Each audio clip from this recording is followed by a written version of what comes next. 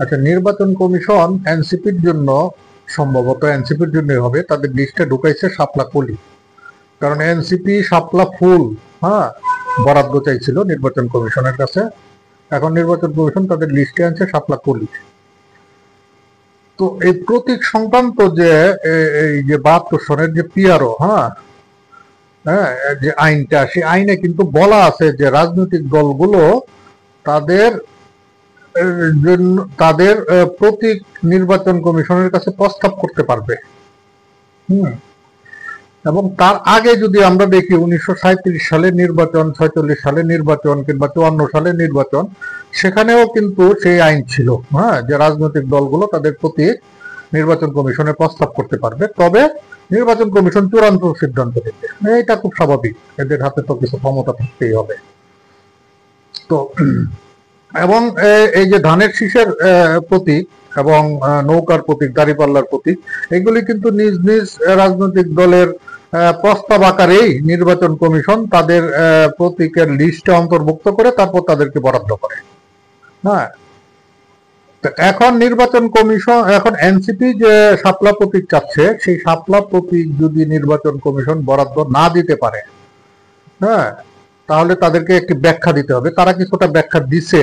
তারা বলতেছে যে শাপলা প্রতীক জাতীয় ফুল, হ্যাঁ, এটা জাতীয় ফুল এবং বিভিন্ন জায়গায়, হ্যাঁ, শাপলা জাতীয় ফুল হিসাবে শাপলা প্রতীকের ছবি আছে, হ্যাঁ, শাপলা ফুলের ছবি আছে।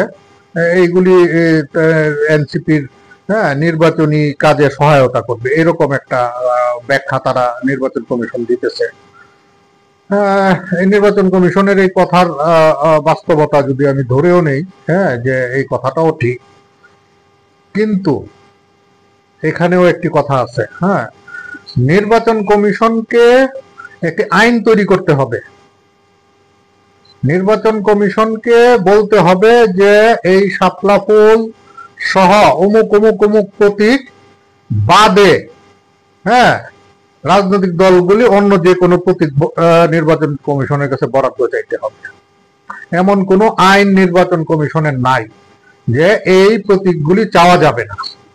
হ্যাঁ, যেহেতু চাওয়া যাবে না এমন আইন নাই, তাহলে এনসিপির দাবি একটা আইনি ভিত্তি আছে।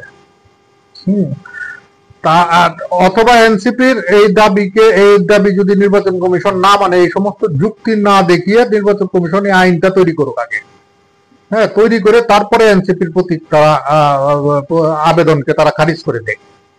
হ্যাঁ, এখন তারা এই সমস্ত মোলামুলি করতেছে, এই যে একটা শাপলা ফুল না দিয়ে শাপলা একটা কলি আনছে। হ্যাঁ, তো এনসিপিও তাদের হ্যাডম দেখাইতে পারতেছে না। হ্যাঁ, রাজনৈতিক দলের হ্যাডমের উপরেই তো সবকিছু চলে।